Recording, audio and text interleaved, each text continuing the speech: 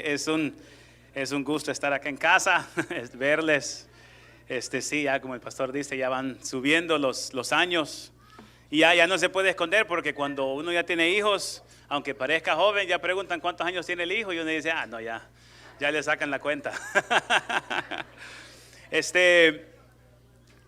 Me llama la atención porque cuando pues el pastor me decía para compartir hoy, me mencionaba sobre el tema de la familia y cómo transferir esos principios de fe a nuestras generaciones, porque es algo muy importante. Lo vemos en la Biblia desde el principio hasta el fin. La familia la creó Dios, es la institución que Dios creó, y desde el principio el enemigo siempre tiene esta resistencia. Podemos ver el ejemplo en la primera familia, que desde la primera familia ya hubo contienda. Yeah. Sí. Bueno, pero hay esperanza en Dios. Amén. Hay esperanza en Dios de que no importa el historial de donde venimos o cómo ha sido nuestro trasfondo, Dios es un Dios que cambia, Dios es un Dios que transforma.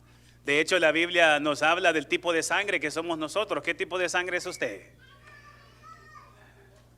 Unos dicen A, B, otros dicen Z, ¿no? Somos tipo de sangre de Cristo, porque es la sangre de Cristo que corre en nosotros. Y me llamaba la atención porque estaba pensando, me mencionaban sobre Noé. ¿Quién sabe cómo se llamaba el papá de Noé? ¿Se acuerdan del papá de Noé? Cerca. ¿Quién? No, el papá de Noé era Lamec. ¿Y el abuelo de Noé?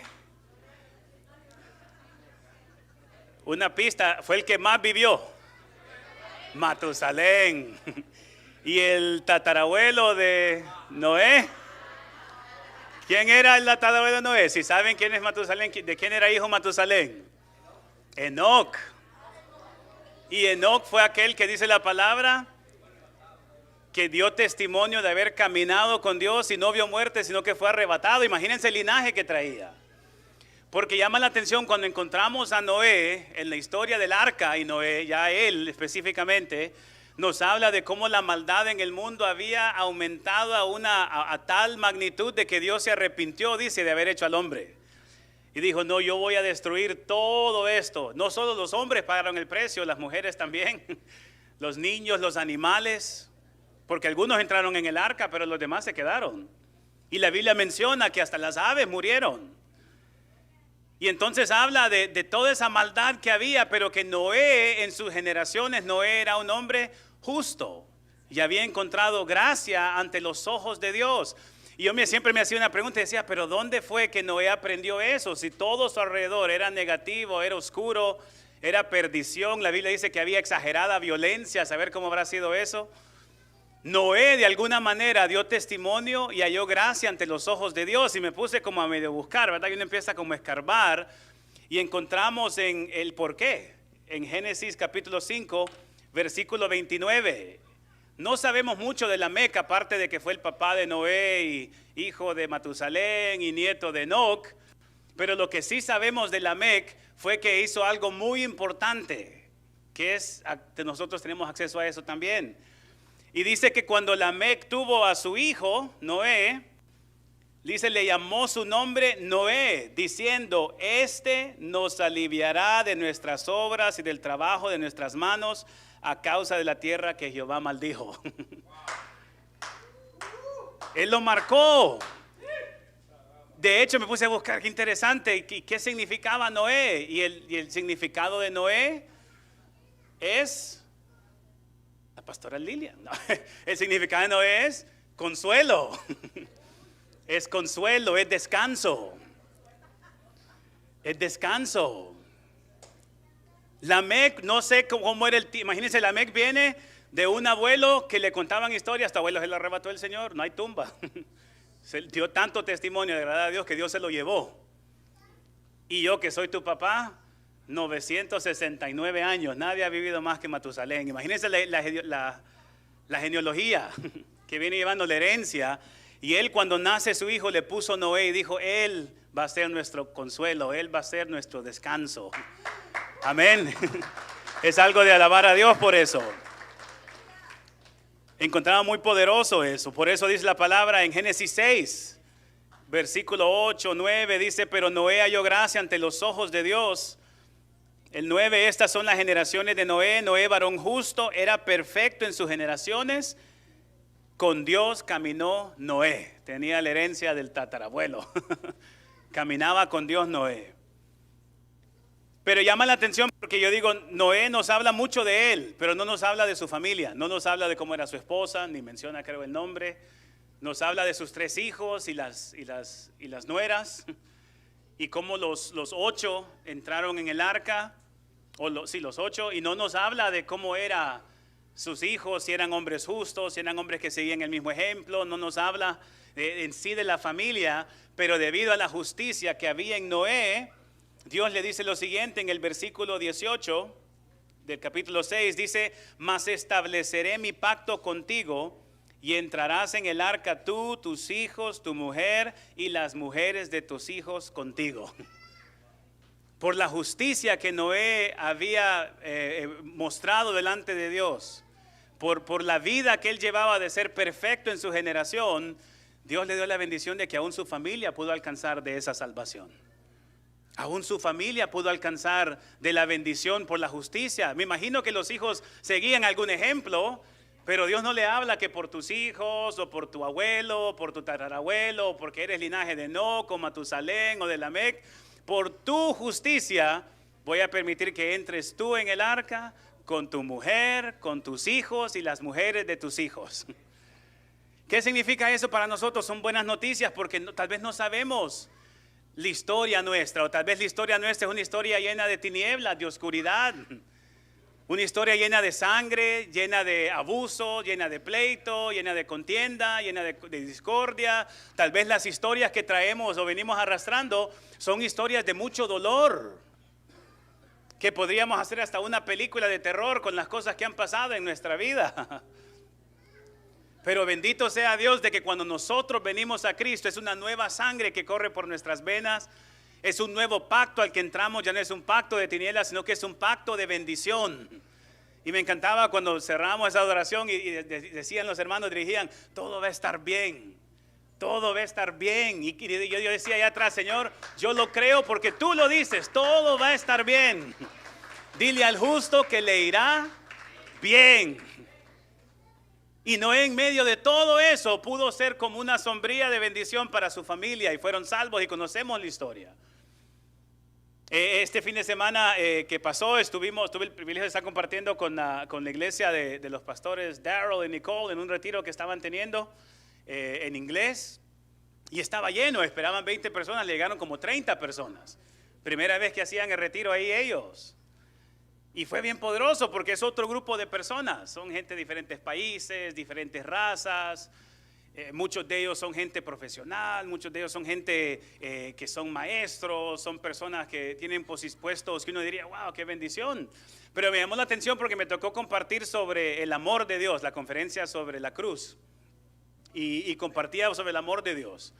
Y en un momento de la administración había una señora que estaba sentada, una muchacha, no señora, estaba sentada ahí, y yo dije: bueno, yo no es porque sentí algo, no es porque, sino simplemente dije, sentí eso, acercarme nomás para orar cuando empezamos a ministrar a las personas. Y tomé la mano, y solo tomé la mano y se empezó a manifestar el demonio, pero con una violencia. Y se tiró para atrás, empezó a gritar, y usted sabe que cuando pasan esas cosas y hay gente que no ha visto eso, se asustan y no entienden qué es lo que está pasando. Pero gracias a Dios, Dios nos dio sabiduría para que no se distrayeran los demás. Le ministramos. En ese momento Dios dio la sabiduría para no empezar a hacer más de lo que estaba pasando, y simplemente tomarla, abrazarla y orar y declarar ese amor de Dios sobre su vida. Y ver cómo se iba como derritiendo aquella tiniebla en ella, y cómo se iba incorporando ya en sus sentidos, recibiendo esa liberación. Más adelante, hablando con ella, me cuenta que es la maestra, que es la compañera de trabajo de nuestro hermano Daryl. Una mujer muy profesional y yo le digo, pero ¿qué es lo que sentías? ¿Qué es lo que pasaba? No, me dice, es que el problema es que mi trasfondo, mi historial de vida, mi familia, mis antepasados están bien arraigados en tinieblas, en brujería, en dedicación a demonios. Y esas cosas ha sido algo que ha una persecución terrible que ha estado viniendo a mi vida por un buen tiempo, y una muchacha joven. Pero me llamaba la atención cuando meditaba en esto y decía, Señor, gracias porque nosotros, tal vez ese es nuestro trasfondo y tal vez esas cosas nos vienen persiguiendo, pero cuando venimos a Cristo todo eso puede ser cortado y podemos comenzar algo nuevo. Yo venía meditando y decía, Señor, gracias porque uno de los privilegios que Dios me ha dado es poder ser un esposo, es poder ser un padre. Una de las cosas que le doy gracias a Dios tanto es poder ser papá y decir, Señor, gracias porque no sé cómo habrán sido mis antepasados. Tengo la bendición de que cuando yo ya nací, ya mi familia ya estaba en el Señor. Y sé que por lo menos desde mi abuela que está sentada ahí en primera fila, sé que desde ahí ya algo se rompió y se desprendió en bendición hacia mí y hacia mis generaciones también. Desde ahí.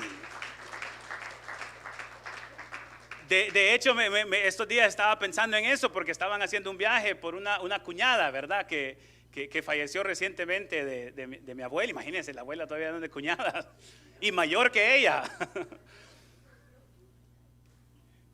Pero me llamó la atención porque decía, me acordaba de un testimonio que una de mis tías dio, mi tía Elma, en el funeral de mi tío, que yo no conocía ese testimonio. Yo sabía que la familia había venido al Señor, sabía que ella se había convertido, pero no sabía todo el testimonio, los detalles. Y ella compartía cómo a los 18 años, teniendo un futuro, unos planes para hacer otras cosas, ¿verdad? Estando en este país, conoció al Señor, se entregó a Jesús y lo primero que dijo es que no, yo no puedo seguir mi vida como si nada, yo tengo que regresar a mi casa para llevarles a Jesús porque necesitan de Cristo.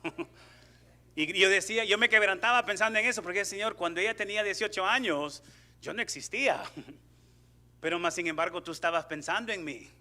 Estabas pensando en mis hijos, en mis nietos, en mis tataranietos. Así como Dios pensaba en Noé cuando estaba viendo a Enoc.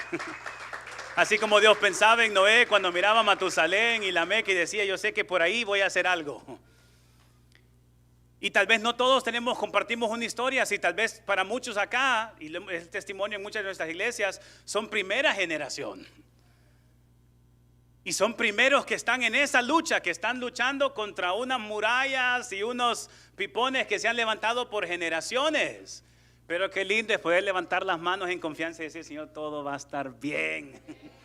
Todo va a estar bien. Y me llamaba la atención porque algo que yo empiezo a entender es que uno dice, wow, pero es que la sangre de donde yo vengo, el linaje de donde vengo no es algo de resaltar o recalcar, más bien es algo de a veces vergüenza o es dolor y uno puede pensar de esa manera, pero lo más lindo es que cuando venimos a Cristo, Cristo no solo se vuelve su Dios o su Señor, Él nos hace parte de su familia también.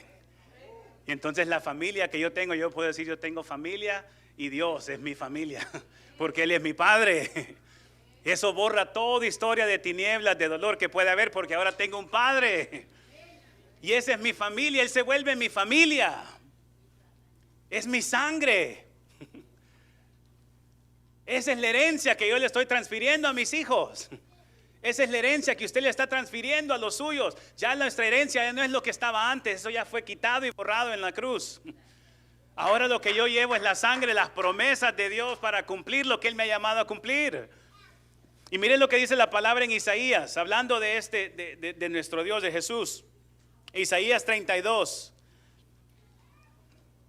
Y rápido, versículos 1 al 3 para que podamos orar.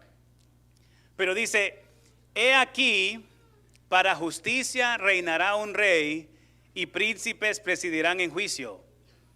Y será aquel varón como escondedero contra el viento y como refugio contra el turbión, como arroyos de agua en tierra de sequedad, como sombra de gran peñasco en tierra calurosa. No se ofuscarán, no se entenebrecerán los ojos de los que ven y los oídos de los oyentes oirán atentos. Esa es la herencia que nosotros tenemos. Dios Jesús si has estado pasando un tiempo en tu vida, tal vez estás buscando alcanzar a tu familia, tal vez estás luchando y en nuestros ayunos a veces esa es alguna de las cosas principales que ponemos, es Señor, trae salvación a mi casa, Señor, alcanza a los míos, que puedan venir a ti. Tal vez hay problemas, tal vez hay contiendas, tal vez hay enemistades. Tal vez hay cosas que se han dañado, relaciones se han quebrantado y la familia está como hecha a pedazos. Pero yo puedo volver a la palabra y decir, aquel hombre para mí, ese Jesús es mi escondedero en medio de esos vientos de destrucción. Ese Jesús viene a ser ese refugio en medio del turbión. Cuando se levantan esos vientos huracanados que amenazan con destruir mi casa, con destruir a los míos, yo puedo saber de que yo tengo un escondedero y ese escondedero es para mí y para mi familia también. Porque se levanta alguien a decir, Señor, yo creo a lo que tú estás haciendo. Incluso dice, serán como arroyos de agua en tierra de sequedad. Aunque se vea seco, se vea árido, se vea que no hay vida. Decir, Señor, tú haces manantiales de agua donde no lo hay. Y a veces me pongo a pensar cuando leo eso en la famosa piedra de donde Moisés golpeó para que sacara agua. Yo digo, Señor, si pudiste sacar agua de una piedra, tal vez hay muchos peñascos en mi familia, muchas piedras, pero de ahí va a salir agua de vida. De ahí va a salir agua de vida. Tal vez hay muchos como cuando el pueblo de Israel cruzó y encontraron aquella agua que era amarga, que le llaman Mara, y le dijo Dios, no, tranquilo, es amarga, pero espérate, vamos a hacer algo. Señor, gracias porque de eso que era amargo, tú lo vas a endulzar y va a ser de bien para nosotros. Dice, será sombra de gran peñasco, como de sombra de gran peñasco en tierra calurosa. Qué rico es cuando está aquel calor y está intenso y uno acercarse a una sombra, ¿verdad? Qué refrescante se siente. Hablaba con un hermano que vinieron a visitarnos durante la semana, hace un par de semanas atrás, y él me contaba cuando él venía hacia este país, cómo en un momento se acalambró por estar sin agua por mucho tiempo y no podían moverlo, al punto que tuvieron que decir, ¿sabes qué? Te vamos a tener que dejar. Y el grupo que venía con él se fue y lo dejaron. Pero él dice, yo no sé, yo estuve tirado no sé cuánto tiempo y en un momento que empecé a querer levantarme, a caminar, no sé cuánto caminé, y dice, y empecé a moverme, caí al suelo, empecé a mover la arena para buscar una sombra que estaba ahí cerca de un arbusto, y cuando voy acercándome, encuentro una bolsa que tenía 2 botellas de agua. Y él decía, cuando eso me volvió la vida. Cuando él contaba ese testimonio, decía, wow, qué tremendo. La fidelidad de Dios, la misericordia de Dios. Y cuando leía esto me acordaba de ese testimonio y digo, Señor, así es para nosotros también. En medio de esa intensa calor, tú eres como esa sombra de ese peñasco a decir, yo estoy seguro porque estoy contigo. Estoy seguro porque estoy contigo. Y me encanta cómo cierra porque dice en el 3, no se ofuscarán entonces los ojos de los que ven y los oídos de los oyentes oirán atentos. Podemos declarar, Señor, estos ojos no se van a cerrar, estos oídos no se van a ensordecer hasta ver todo lo que tú has prometido para mí y para los míos. Para mí y para los míos, pero no solo es la promesa, no solo es lo que leemos, lo que compartimos ahora, es un trabajo y es un proceso. Amén. Y tenemos que ser como lo que Dios le hablaba a los judíos cuando le hablaba de la palabra y de la ley. Y les decían, desde que se levanten hasta que se acuesten, cuando se sienten a comer, cuando anden juntos en el camino, empiecen a hablarlo, repítanlo una y otra y otra y otra y otra vez. Síganlo repitiendo, no se cansen de repetirlo, no se cansen de declararlo, de enseñarlo, de compartirlo. ¿Qué pasa muchas veces cuando hablamos de la familia y se trata de alcanzar? A veces, ¿qué pasa? Nos cansamos. Porque tal vez no vemos resultados. A veces nos sentimos dolidos porque tal vez las respuestas que vienen a veces son como dardos. Y uno a veces dice, bueno, yo ya bregué lo que pude y ahí otro tiene que encargarse, sino tú tienes que hacer algo. Pero cuando leía eso decía, no, la idea no es decir, bueno, algún día tú vas a hacer algo. La idea es decir, Señor, yo voy a insistir y voy a insistir y voy a insistir. y voy a insistir hasta ver eso cumplido en ellos. Amén. Hasta ver eso cumplido en ellos. Tenemos que insistir. Tenemos que insistir. Insista no solo con las palabras que hablamos, insistamos con nuestra manera de vida también. Que podamos ser ese referente para ellos. Que podamos ser, sí lo vi. Que podamos ver ese referente. Y que ellos puedan ver esa luz y que digamos, Señor, así como tú fuiste sombra para la familia de Noé, y a través de su justicia ellos también alcanzaron el arca, que así también a través de uno que se levante, tú también estás viendo a mi familia también ahí. ¿Por qué no nos ponemos de en pie ahí donde estás? Para que oremos y le pidamos ahí al Señor.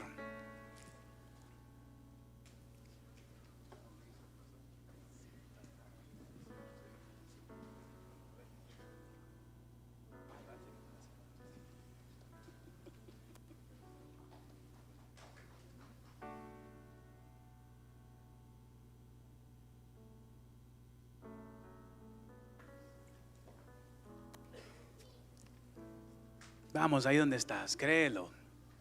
Él es esa sombra. Él es ese escondedero. Señor, pedimos esa valentía, ese denuedo para persistir, para seguir. Gracias porque tú cambias nuestra historia, cambias nuestro pasado, cambias nuestro ser. Tú lo transformas y nos encaminas en la herencia tuya, Dios. Somos coherederos tuyos. Coherederos tuyos. Y cuando veo hacia atrás puedo decir, Señor, gracias porque esa ya no es mi herencia está en ti. Con razón el salmista decía, la porción que me ha tocado es maravillosa. Las cuerdas me cayeron en lugares deleitosos. Qué bendición la herencia que me ha tocado, la parte que me toca. Porque tal vez el trasfondo era otro, pero cuando Jesús vino a nuestra vida, lo transformó todo. Y Señor, levantamos nuestra familia y lo creemos. De que por medio de esa insistencia, por medio de ser ese ejemplo, esa bendición, y de insistir y persistir en oración, en búsqueda, en testimonio, en ejemplo, Padre, tú nos permitirás en tu misericordia alcanzarles también. Padre, hablamos en contra de todas esas tinieblas que se han levantado por tanto tiempo en nuestras casas. Por todas esas cosas que aún tal vez siguen saliendo a la luz, Padre, y queriendo destruir. Hoy levantamos nuestras generaciones, nuestras familias. Y declaramos de que cuando tú llegaste a nuestro corazón también llegó consuelo a nuestra casa, llegó descanso a nuestra familia.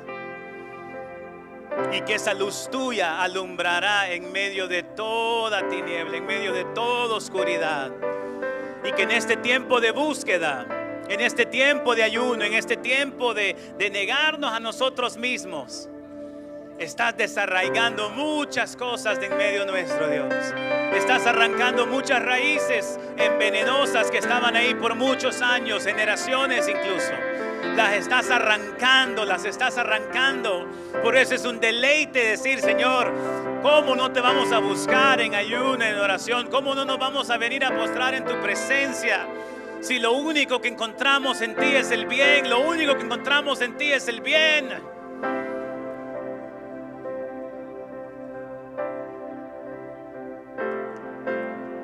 Tú estás renovando todo nuestro ser, no solo nuestro ser, nuestra persona, sino también para los nuestros, Dios, para nuestra casa, para nuestras generaciones, para nuestras familias. Lo creemos, Padre, lo creemos hoy. Vamos, levanta ahí tu voz a favor de los tuyos, levanta ahí tu voz a favor de tu casa.